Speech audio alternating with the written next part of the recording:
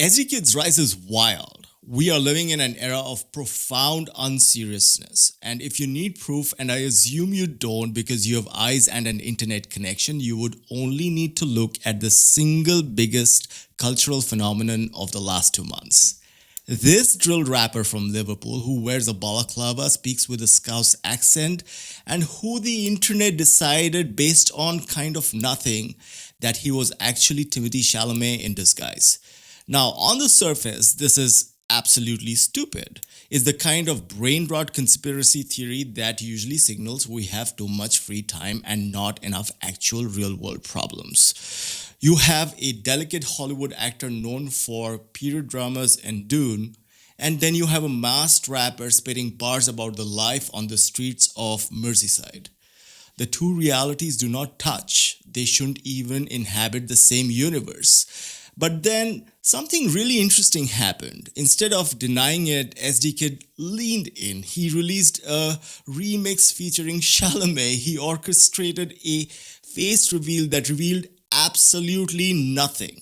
He went from a regional curiosity to a global superstar with millions of streams literally overnight. Most people look at this and see a viral fluke. They see a funny meme that got out of hand. But that is why most people remain consumers rather than creators. What we are witnessing is not luck. It is a master class in applied game theory. Whether he knows it or not, this man, whoever he is, has executed a strategy that leverages the specific psychological weaknesses of the modern digital age. And that makes it worth deconstructing this EsDeeKid paradox. I want to borrow some mathematical concepts to explain why this man in a ski mask is currently outsmarting the entire entertainment industry. So let's start with the mask. In the modern attention economy, the default strategy for any aspiring celebrity is total availability. You are expected to vlog your breakfast, live stream your mental breakdowns, and offer up every intimate detail of your life as long as you are willing to sacrifice it to the algorithm. The logic is simple. The more you show, the more authentic you appear, and the more your audience connects with you. This is a crowded market. So when everyone is shouting, "Look at me," the marginal value of attention approaches zero. EsDeeKid did the exact opposite. He engaged in what game theorists call a separating equilibrium. In a marketplace with incomplete information, which is exactly what the music industry is, high quality participants need a way to distinguish themselves from low quality participants. If you're a kid with a SoundCloud account and a dream, you must signal loudly. That's the norm. But if you want to project immense value, you try to separate yourself by incurring a cost that others cannot afford. The cost here is anonymity. By hiding his face, EsDeeKid signaled that he does not need your validation. He separated himself from the desperate masses of TikTok rappers begging for likes. He isn't competing in the personality contest. He removed his humanity from the equation entirely, leaving only the art and the mystery. This is the first lesson. By withholding the one thing everyone else gives away for free, which is his identity, he instantly made that identity the most valuable asset in the genre. But the mask was just the setup. The real game began with the rumor. Somehow the internet convinced itself that this masked Scouse rapper was Timothée Chalamet. And bingo! EsDeeKid capitalized on that. He employed a concept known as strategic ambiguity. In negotiation theory and politics, strategic ambiguity is the deliberate use of vagueness to maximize future options and appeal to conflicting groups simultaneously. And think about it, if EsDeeKid reveals his face, the game ends. The wave function collapses. He becomes just a rapper. He might be a good rapper, but his audience is limited to people who like UK drill music. But as long as he remains ambiguous, he exists in a state of superposition. He is simultaneously a gritty street artist and a Hollywood A-lister engaged in a piece of high-concept performance art. This allowed him to capture two massive non-overlapping audiences. He got the rap fans that liked the music, and he got the Chalamet stans, a demographic that I am told is as numerous as it is obsessive, who were dissecting his lyrics for clues. But refusing to confirm or deny, he allowed the audience to project their own fantasies onto him. He became a vessel, and that number reflects in every metric. 145% spike in streams, not because the music got better, but because the puzzle got harder. This brings us to the climax of the strategy. The internet was demanding an answer, and this is where we see the emergence of a Schelling focus point.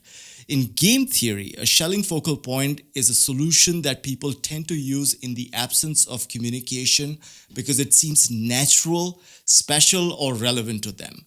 It is the default setting of collective consciousness. The Schelling point here became the face reveal. Is this Timothée? EsDeeKid recognized this focal point and exploited it. He announced a video the anticipation manufactured perfectly. And when the moment came, what happened? He released a video featuring Timothée Chalamet. That was a stroke of genius. He didn't reveal his identity. He didn't conform to the rumor. Instead, he stood next to the rumor. He brought the meme into reality without resolving the paradox. By having Chalamet in the video, he gave them the payoff they wanted, seeing Chalamet while keeping the asset he needed, his anonymity. In fact, he deepened the mystery.